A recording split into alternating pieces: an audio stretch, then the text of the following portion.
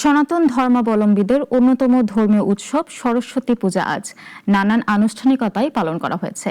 শীতের জড়তা কাটিয়ে প্রকৃতিতে যখন নতুনের ডাক, ঠিক তখনই মর্তে মুক্ত হয়ে উঠেছেন শ্বেতশুভ্রা বীণাপাণি। কলম খাতার ছুটি দিয়ে ছাত্রছাত্রীরা আজ নতজানু দেবীর চরণে। বিস্তারিত প্রিয়ন্ত মজুমদারের প্রতিবেদন। বিদ্যা ও সুরের দেবী মা সরস্বতীর আরাধনার দিন আজ। চারদিকে পলাশ ফুলের মেলা আর বসন্তের মৃদু হাওয়া। ভোরের কুয়াশা কাটতে না কাটতেই উৎসবের রঙে রঙিন হয়ে ওঠে ঢাকা বিশ্ববিদ্যালয়ের জগন্নাথ হল প্রাঙ্গণ। দেশের বিভিন্ন প্রান্ত থেকে আসা হাজারো শিক্ষার্থীর মন্ত্রোচ্চারণ আর উলুধ্বনিতে মুখরিত হয় চারপাশ।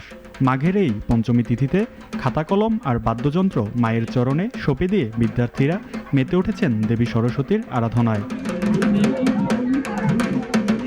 হাতে কলম আর হৃদয়ে অটুট বিশ্বাস নিয়ে দেবীর চরণে অঞ্জলি দিয়েছেন অনেক পরীক্ষার্থীও।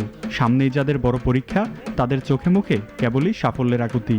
পাঠ্য বইয়ের কঠিন পড়াগুলো যেন সহজবোধ্য হয়, আর পরীক্ষার খাতায় যেন কলম চলে দেবীর আশীর্বাদে। এমনই প্রার্থনা ফুটে উঠেছে প্রতিটি শিক্ষার্থীর কণ্ঠে। মা সরস্বতী বিদ্যার দেবী, অবশ্যই চাবো মায়ের কাছে যেন আমার সিজিটা ভালো হয়। এই প্রার্থনা কেবল ব্যক্তিগত সাফল্যের গণ্ডিতে সীমাবদ্ধ নয়, বরং অর্জিত জ্ঞানকে দেশের কল্যাণে বিলিয়ে দেওয়ার এক দৃপ্ত শপথ। দেবীর চরণে মাথা নত করে ভক্তরা আশীর্বাদ চাইছেন যেন বিবেক ও মেধার সমন্বয়ে সমৃদ্ধ বাংলাদেশ গড়ে তুলতে পারেন।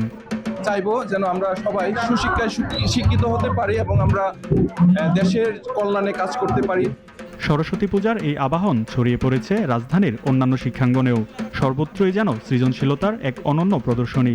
এই উৎসব রূপ নিয়েছে এক মিলন মেলায়, যেখানে পরম প্রাপ্তি কেবল জ্ঞান আর শুদ্ধাচার। আমরা এএবি হিন্দু সোসাইটির পক্ষ থেকে আমরা বাগদেবীর আরাধনা আজকে করছি 2026-এ। সামনের দিনগুলো যেন খুব ভালো যায় এবং আমরা মেনলি স্টুডেন্টরা যেন ভালো সিজি পায়।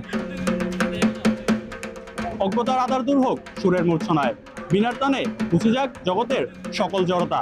শিক্ষার্থীরা মা সরস্বতীর নিকট পুষ্পাঞ্জলি শেষে প্রার্থনা করছেন জ্ঞানের আলোয় উদ্ভাসিত হোক একটি শুদ্ধ এবং সুন্দর আগামীর। প্রিয়ন্ত মজুমদার, নাগরিক, ঢাকা।